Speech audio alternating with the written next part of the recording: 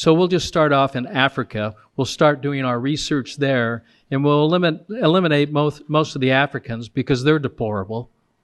They're worthless. They're not part of this world economy. So they have their rights taken away, and they're suppressed and they're experimented. And the Welcome again to another episode of the WSXM podcast. As always, you know that Africa is an undisputed Africa. So, Dr. Young, I don't know much about him, but I know of him, where he does alternative medicine, just like Dr. Sibi. Remember Dr. Sibi, the black herbalist from South America, that he cured cancer, AIDS, and he has it documented. But he was fought for years in the American justice system, and he won the case eventually, but it wreaked havoc on his family financially. He ended up in prison, and then he died. And this guy kind of emulates that said part of trying to use her alternative medicine. But Dr. Young is a white guy, and he was in prison as well. But listen to this snippet. 'Cause I watched most of this. It's like an hour and a half long symposium, but I took this part because it was important and I want you guys to hear it. Take a listen to it and then we discuss it. Boom.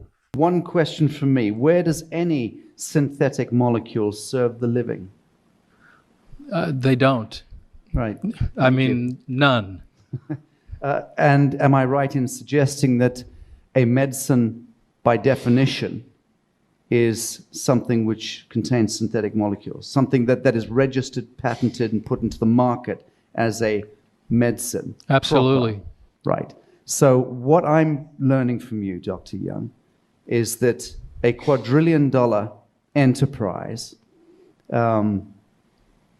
is at work amongst us, decimating, culling the human family. Intentionally. Using synthetic molecules, which by design are cancer, AIDS, all of the bogeymen we could dream up. Yeah, it's for the purpose of sterilization and population control. There's too many people on the planet we need to get rid of. In the words of Bill Gates, at least 3 billion people need to die.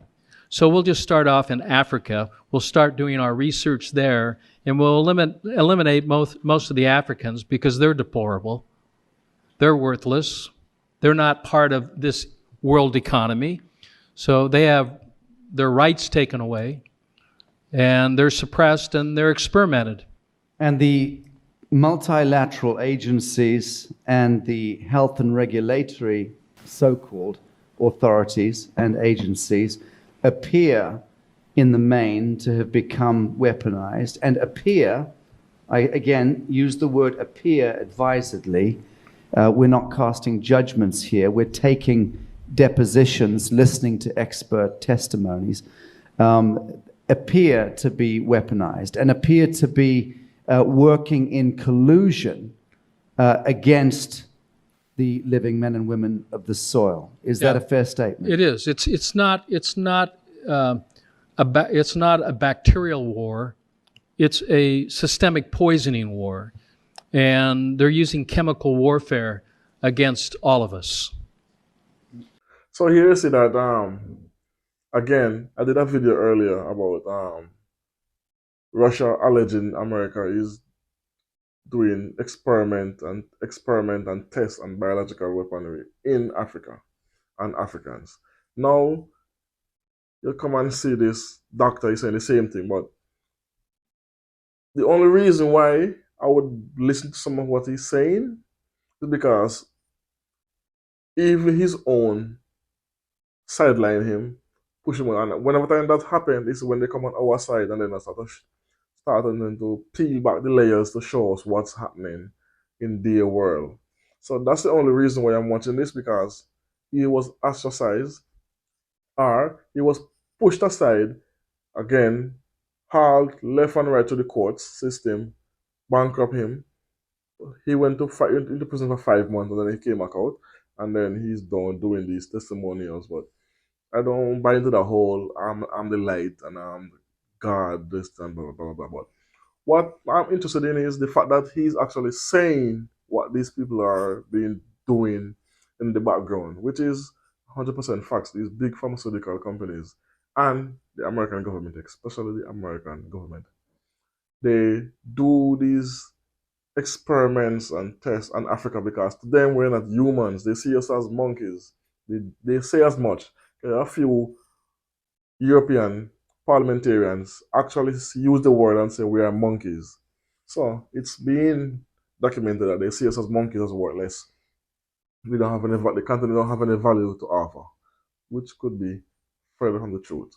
So it's not surprising to me, but these guys as well, they are part of the problem. They're not part of the solution because they are not fighting for this to stop. They are only this panel they are investigating him, not him, like what have been done to him, and see like going after the people who basically pull him down. So they are not in this to help black people. They're just in it to help one of their own. But listen to this. Listen to there's a judge on this panel. He's a judge. I think he's retired, but listen to what he said. Listen to his words carefully. Boom. You'd heard that there was basically a plan to eliminate a third of the population, the population of the world, and Africa was the main target because the people there are worthless. I just want to say that a colleague of mine, and I make it clear when I say a colleague, someone I know professionally, who is very highly placed. He's not a friend. He's just someone I know who went to the conference at Davos just recently.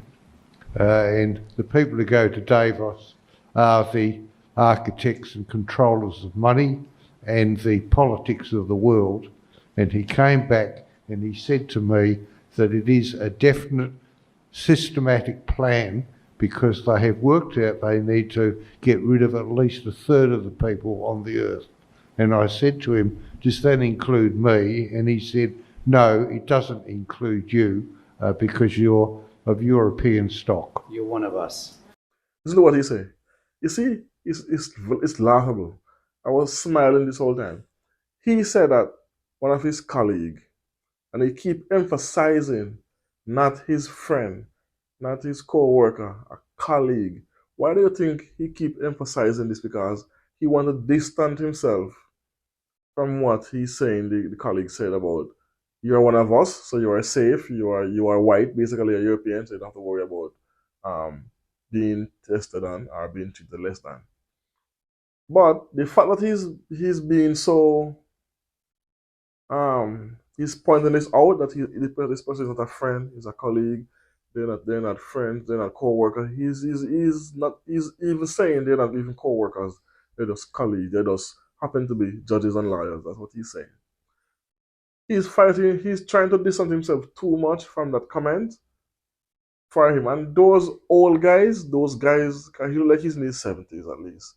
Those guys who was from the early, the 40s and the 50s and the 60s, those white guys, their ways are set in their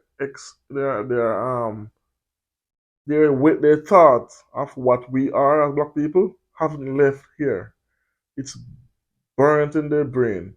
Because notice it, even every single one of the founding fathers of America had slaves or used slaves, bought and sell slaves, every single one of them. So when the Constitution was wrote in America, as a side note, they all see us as less than human because it's in the Constitution that black people are two-thirds human beings.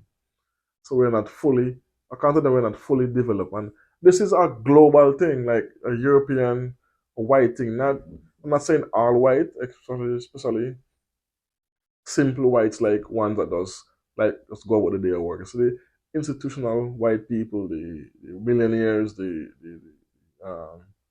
the traditionalists, the what's the word? These one that have these like the judges, like those kind of jobs that like a lifetime kind of job. Those guys doesn't change. So don't make this fool, this is what they actually think of us. We are worthless, we are less than, we deserve to be experimented, and we can be experimented. And what I also find funny, he's saying they want to get rid of 3 billion blacks, or 3 million.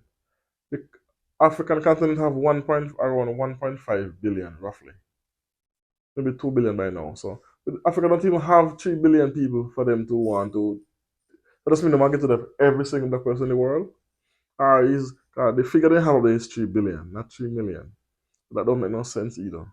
Maybe because they try to drive a point about Bill Gates and all that, and I don't care about that part much right now.